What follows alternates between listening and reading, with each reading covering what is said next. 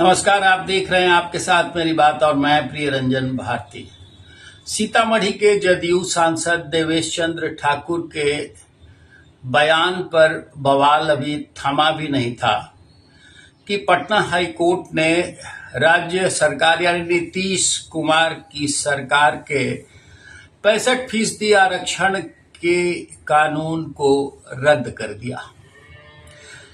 आपको पता है कि देवेश चंद्र ठाकुर ने चुनाव जीतने के बाद जिस तरह अभी हाल के दिनों में बयान दिया था कि वो दोस्ती बनाए रखेंगे समाज के सभी वर्गों से जो उनके साथी हैं या जो शुभचिंतक हैं, उन सब से उनका संबंध बना रहेगा। वो आएं, घर में मिठाई खाएं, उनके सारे काम अब इसलिए नहीं करूंगा कि उन्होंने वोट नहीं दिया। खास करके उन्होंने यादव और मुसलमानों के लिए ये बात कही थी। उनका ये कहना था कि इस समाज के लोगों ने उन्हें वोट नहीं दिया, वो सबका काम करते रहे हैं, लेकिन इन जातियों के लोगों ने जब वो पहली बार संसदीय चुनाव में उतरे तब उन्हें वोट देने से वंचित कर दिया था और इसी को लेकर वो गुस्से में थे। तमतमाए हुए देवेश चंद्र ठाकुर ने अपनी बात कह दी। इसका असर पड़ना था, इसका बड़ी लंबी दूरी तक असर पड़ना था। सियासत गर्म हो गई थी, लेकिन उन्होंने यू टर्न ले लिया। उन्होंने कहा कि उन्होंने ऐसा कोई बयान नहीं दिया था जिससे वो किसी समाज को आहत करना चाहते थे। वो मामला अभी ठंडा भी नहीं पड़ा कि पटना हाई कोर्ट ने जाति आधारित सर्वेक्षण यानी जातिगत गणना के आधार पर नीतीश कुमार की सरकार के द्वारा आरक्षण के दायरे को 65 बढ़ाकर 65% करने के फैसले को रद्द कर दिया है। अभी आपको स्मरण कराना चाहूंगा कि हाल के लोकसभा चुनाव में आरक्षण का मुद्दा गरमाया हुआ था। मोदी सरकार के खिलाफ विपक्ष ने जिस तरह गोलबंदी की, उसने एक धुरी बना ली थी कि ये सत्ता में फिर से आएंगे तो आरक्षण समाप्त कर देंगे। आरक्षण समाप्त करने की बात सरकार द्वारा की जा रही थी, लेकिन सरकार ने ये काम तो नहीं किया है। बिहार का ये फैसला पटना हाई कोर्ट के मुख्य न्यायाधीश वीके चंद्रन के द्वारा, उनकी बेंच के द्वारा किया गया है और इस पर लंबी सुनवाई हुई थी। गौरव कुमार तथा अन्य की याचिकाओं पर वीके चंद्रन, जो पटना हाईकोर्ट के मुख्य न्यायाधीश हैं, लंबी सुनवाई के बाद ये फैसला किया। 11 मार्च को 2023 के 11 मार्च को ये सुनवाई शुरू हुई थी और अभी चुनाव से पहले ये फैसला सुरक्षित कर लिया गया था। इसमें लंबी बहस हुई और महाधिवक्ता पीके शाही ने सरकार का पक्ष लिया था। उन्होंने ये कहा था कि जातिगत आधार पर जो गणना की गई उसमें जातियों के अनुपातिक आधार पर आरक्षण नहीं दिया गया, लेकिन गौरव कुमार की याचिका और उनके साथियों द्वारा दायर की गई याचिका में कई तथ्य समाहित किए गए थे और ये रखा गया था, ये तर्क दिया गया था कि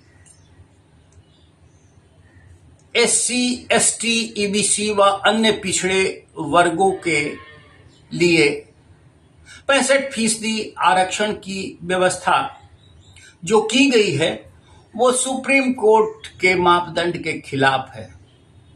आपको बताना चाहूंगा कि सुप्रीम कोर्ट ने 50% से अधिक आरक्षण का दायरा बढ़ाए जाने पर रोक लगा रखी है। सुप्रीम कोर्ट का ये मापदंड है कि 50% से अधिक आरक्षण सामान्य दशा में नहीं दिया जा सकता है। लेकिन बिहार में जाति आधारित गणना हुई। नीतीश कुमार की महागठबंधन सरकार ने जाति आधारित गणना कराई। हालांकि इस जाति आधारित गणना पर सवाल उठे थे। ये सवाल चौतरफा उठाए गए कि ये गणना ऐसे जल्दीबाजी में कर दी गई जिसमें जातियों का सर्वेक्षण नाम मात्र का किया गया, यानी जिन एजेंसियों ने गणना की उसमें कहीं कोई दिलचस्पी नहीं ली गई और सिर्फ कोरम पूरा कर दिया गया। वो सवाल अलग थे, लेकिन जाति आधारित सर्वेक्षण के आधार पर जो रिपोर्ट सरकार को दी गई उसकी अनुशंसा पर SC, ST, EBC व अन्य पिछड़े वर्ग के आरक्षण के दायरे को बढ़ाकर 65% कर दिया गया। और तो और सरकार ने इसे केंद्र में भी लागू करने की अनुशंसा की और सिफारिश की थी, जबकि सामान्य वर्ग में आरक्षण का दायरा सामान्य वर्ग के श्रेणी के अभ्यर्थियों के लिए सरकारी सेवाओं में मात्र 35% ही है। अब इस पर तरह तरह के सवाल उठाए जा रहे हैं। वरिष्ठ अधिवक्ताओं का कहना है कि सर्वेक्षण के बाद जातियों के आनुपातिक आधार पर आरक्षण दिया गया। सुप्रीम कोर्ट का दायरा अलग है। सुप्रीम कोर्ट ने 50% का दायरा रखा हुआ है, लेकिन जातिगत गणना कराने की मांग और उस पर आधारित जो भी याचिकाएं हैं उसमें सुप्रीम कोर्ट ने अभी कोई निर्णय नहीं किया है। वो विचाराधीन है, उस पर अभी सुनवाई की प्रक्रिया लंबित है। ऐसे में बिहार सरकार ने आगे बढ़कर ये काम तो कर दिया, लेकिन सुप्रीम कोर्ट की सुनवाई के बीच में ही लंबी सुनवाई के बाद पटना हाईकोर्ट ने इस अनुशंसा को रद्द कर दिया है, इस कानून को रद्द कर दिया। अब ये सवाल उठता है कि नीतीश कुमार अब NDA सरकार के मुखिया हैं। बिहार के विधानसभा का चुनाव होना है, चंद महीनों बाद बिहार विधानसभा के चुनाव होंगे और इसके सियासी समीकरण साधे जा रहे हैं। विपक्ष ने जब आरक्षण खत्म करने का मसला उठाया था तो कोर्ट के आदेश से, अदालती आदेश के बाद जब यह आरक्षण व्यवस्था, जो नई व्यवस्था बिहार सरकार ने सृजित की, उसे रद्द कर दिया जाना कहीं न कहीं जाति आधारित समीकरणों को प्रभावित करने वाला साबित हो सकता है। अब चूंकि विपक्ष इस तरह की मांग करता रहा है, विपक्ष के एजेंडे में है और विपक्ष चाहता है कि कहीं न कहीं समाज के बीच में इन्हें आरक्षण विरोधी साबित करने में उसे सफलता मिल जाए। हालांकि एक हद तक प्रयास ये जरूर किया गया विपक्ष की ओर से कि NDA को आरक्षण विरोधी साबित कर दिया जाए, इसका नुकसान भी उठाना पड़ा।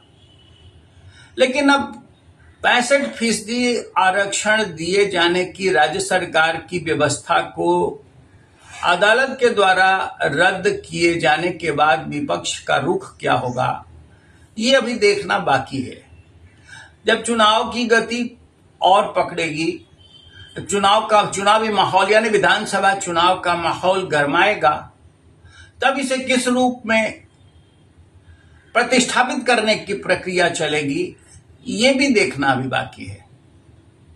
लेकिन 65% आरक्षण की व्यवस्था को रद्द किया जाना और बिहार जहां की जाति आधारित राजनीति सिरमौर बन चुकी है, वहां नीतीश कुमार जैसे नेता को, जिनकी सरकार पिछले 18 वर्षों से लगातार कभी NDA कभी महागठबंधन की बनती बिगड़ती रही है, वैसी सूरत में ये मामला कितना तूल पकड़ेगा और विधानसभा के चुनाव के परिणाम पर इसका कितना असर होगा, इसका विश्लेषण किया जाना बाकी है। और इसका विश्लेषण फौरी तौर पर नहीं किया जा सकता। जब इसका इम्पैक्ट यानी इसका असर समाज के जाति वर्गों के बीच में फैलना शुरू होगा और उसके प्रतिक्रियाएं आनी शुरू होंगी, तब इसका विश्लेषण संभव हो सकता है कि इस आरक्षण व्यवस्था को अदालत के द्वारा रद्द किए जाने से चुनाव कितना प्रभावित हुआ है। अब देखना यह खास रूप से महत्वपूर्ण होगा कि राजनीतिक पार्टियां इसे किस रूप में लेती हैं और इस पर सरकार का रुख क्या होता है। सरकार क्या अदालत के पूर्ण पीठ के समक्ष ये मामला दोबारा ले जाएगी विचार के लिए, या इस पर फिर सुप्रीम कोर्ट में याचिका दायर कर अनुरोध करेगी कि इस व्यवस्था को कायम रखा जाए। क्योंकि एनडीए सरकार के मुखिया नीतीश कुमार के लिए ये एक अल्टीमेटम जैसा है और एनडीए के लिए भी ये बड़ा चुनौतीपूर्ण है। अब ये ऐसे में देखना महत्वपूर्ण होगा कि विपक्ष की चालें कैसी चली जाती हैं और सरकार का रुख क्या होता है। आज के अंक में बस इतना ही। हम फिर से आपसे बातचीत करेंगे किसी और ऐसे ही विषय पर आपके साथ वीडियो साझा करेंगे, लेकिन आपसे अनुरोध करूंगा कि अगर हमारे चैनल को अब तक सब्सक्राइब नहीं किया है तो आप करें और बने रहिए हमारे साथ, देखते रहिए आपके साथ मेरी बात। नमस्कार।